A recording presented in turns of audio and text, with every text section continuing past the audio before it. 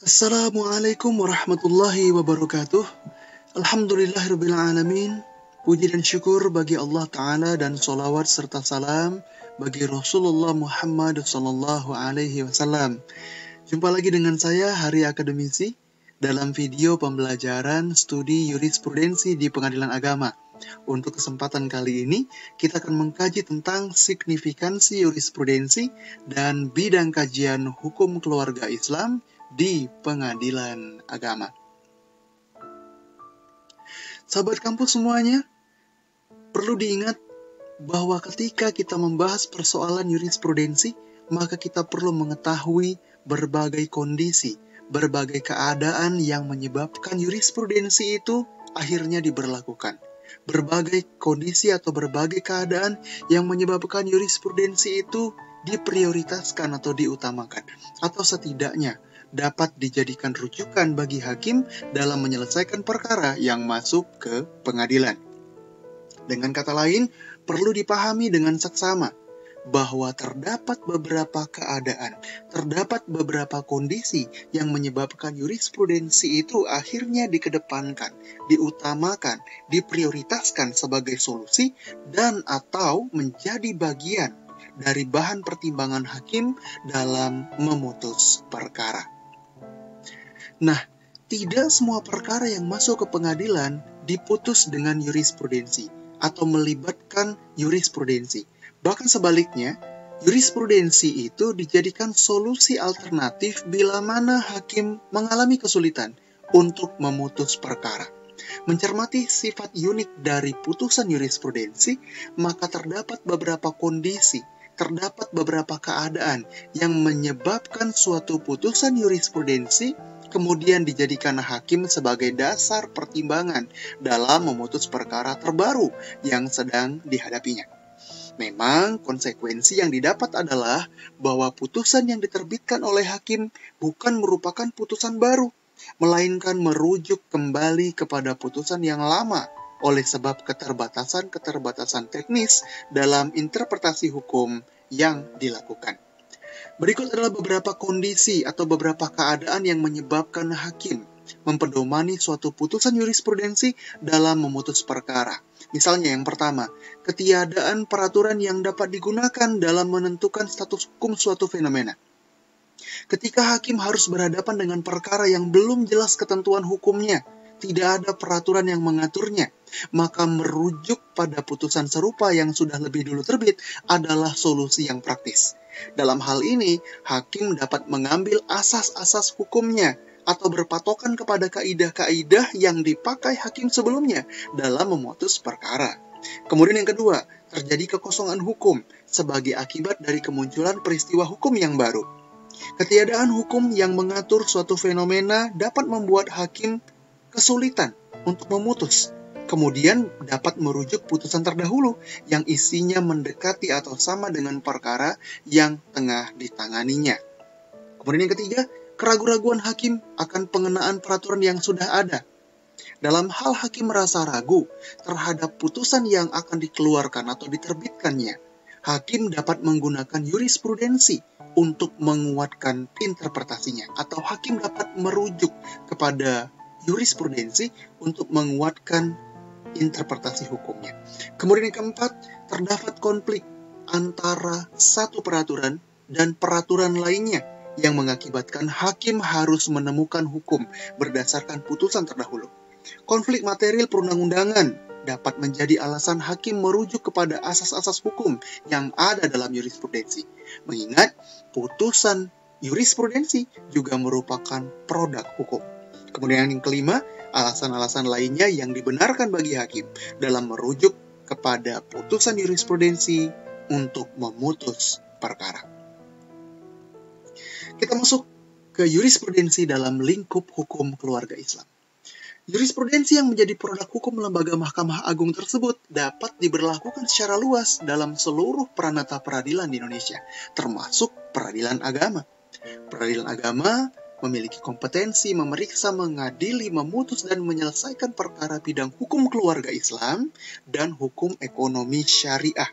Lebih spesifik lagi, dalam hukum keluarga Islam terdapat beberapa bidang yang menjadi kompetensi pengadilan agama, yaitu persoalan nikah yang ada di dalamnya talak, rujuk, dan hadonah misalnya, kemudian waris, persoalan wasiat, persoalan hibah, wakaf, zakat infak, dan sedekah.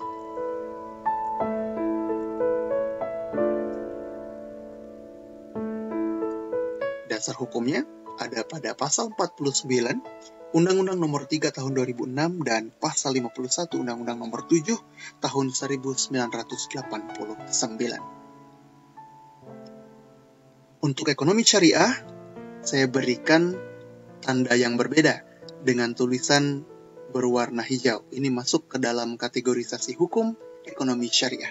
Sedangkan untuk poin 1 sampai poin 7 itu merupakan kompetensi pengadilan agama dalam bidang hukum keluarga Islam. Nah, berikut ini adalah pengertian dan dasar hukum yang dapat dijadikan rujukan untuk masing-masing bidang kajian hukum keluarga Islam. Kita lihat satu persatu. Yang pertama, perkawinan. Perkawinan atau pernikahan adalah ikatan lahir batin antara seorang laki-laki dengan seorang perempuan sebagai suami istri dengan tujuan untuk membentuk keluarga yang kekal dan bahagia.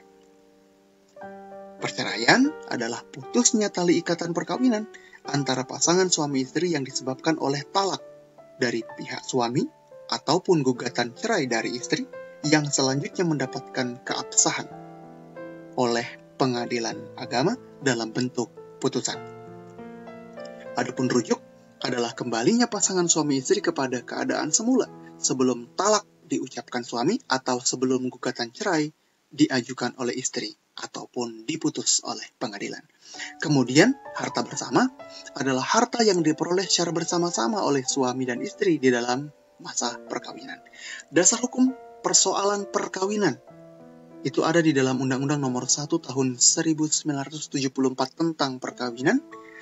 Kemudian beberapa peraturan pemerintah mengenai perkawinan, termasuk juga Instruksi Presiden Nomor 1 Tahun 1991 tentang kompilasi hukum Islam.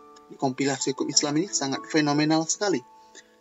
Saripati dari berbagai kitab-kitab kuning yang ada di berbagai penjuru wilayah di Indonesia diseminarkan, kemudian dikompilasikan menjadi sebuah kitab yang menjadi rujukan pengadilan agama hingga saat ini. Kemudian yang kedua ada wasiat. Wasiat adalah pernyataan lisan atau tertulis dari seseorang kepada orang lain bahwa ia akan memberikan kemanfaatan hartanya kepada orang lain setelah ia meninggal dunia. Rujukannya ada dalam kompilasi hukum Islam untuk wasiat. Kemudian waris. Waris adalah perpindahan hak kebendaan dari orang yang meninggal dunia kepada ahli waris yang masih hidup. Dasar hukum yang dapat digunakan untuk menyelesaikan perkara waris salah satunya ada dalam kompilasi hukum Islam. Selanjutnya wakaf. Wakaf adalah perbuatan hukum wakif untuk memisahkan dan atau menyerahkan sebagian dari harta benda miliknya untuk dimanfaatkan selama-lamanya atau untuk jangka waktu tertentu sesuai dengan kepentingan guna keperluan ibadah dan atau kesejahteraan umum menurut syariat. Mengenai wakaf, ada Undang-Undang Nomor 41 Tahun 2004 tentang wakaf yang mengaturnya dan Instruksi Presiden Nomor 1 Tahun 1991 tentang kompilasi hukum Islam. Kemudian yang kelima ada hibah. Pemberian atau hibah adalah pemberian kepada sesama yang memiliki fungsi sosial dengan tujuan untuk saling mempererat hubungan antara sesama manusia dan membangun kedekatan kepada Allah Subhanahu wa Ta'ala.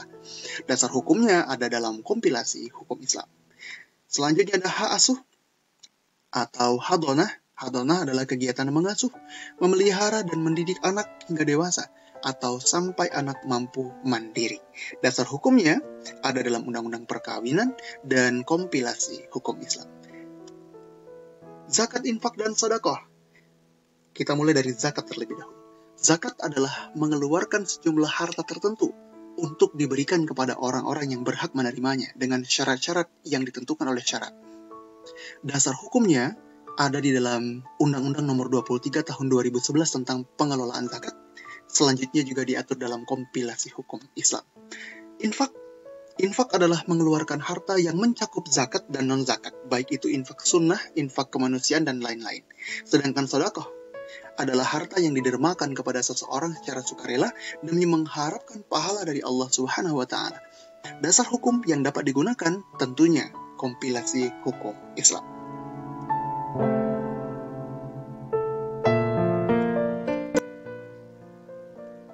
Lanjut ke kesimpulan, ini adalah slide yang terakhir. Ada beberapa poin yang bisa kita petik dari video kali ini. Yang pertama, terdapat beberapa kondisi yang menyebabkan jurisprudensi dapat diberlakukan atau dijadikan rujukan bagi hakim dalam menyelesaikan perkara di pengadilan. Yang kedua, kesimpulannya adalah jurisprudensi digunakan sebagai solusi untuk membantu hakim memutuskan perkara-perkara yang khusus, sehingga tidak semua perkara yang masuk pengadilan itu diputus dengan menggunakan atau melibatkan jurisprudensi. Karena banyak sekali perkara-perkara yang diputus oleh hakim dengan menggunakan pasal-pasal yang ada di dalam undang-undang ataupun peraturan lainnya. Yang ketiga, kekosongan hukum, konflik antar peraturan, dan hal lain yang menimbulkan keraguan bagi hakim itu dapat menjadi alasan bagi hakim untuk merujuk kepada putus terdahulu dalam menyelesaikan perkara pada masa sekarang. Dan yang terakhir, yang keempat, terdapat beberapa bidang yang menjadi yurisdiksi atau yang menjadi kompetensi pengadilan agama. Ini kompetensi absolut ya oleh pengadilan agama, yaitu persoalan perkawinan, waris, wasiat, wakaf, hibah, hadonah, zakat, infak, dan sedekah, dan juga persoalan ekonomi syariah. Khusus untuk hukum keluarga Islam, kompetensi yang dikaji adalah perkawinan, waris, wasiat, wakaf, hibah, hadonah. Boleh jadi zakat, infak, dan sedekah apabila belum menjadi kajian zakat dan wakaf atau prodi yang khusus ya dalam mengkaji zakat dan infak dan sedekah ini. Ini saja yang ingin kita bagikan pada kesempatan kali ini. Mudah-mudahan apa yang disampaikan bermanfaat untuk sahabat semua. Sahabat semua bisa mengeksplor lebih jauh tentang penjelasan-penjelasan ini di kesempatan yang lainnya. Atas segala keterbatasannya, saya mohon maaf. Insya Allah kita akan bertemu pada video-video selanjutnya. Wabillahi taufiq wal hidayah. Assalamualaikum warahmatullahi wabarakatuh.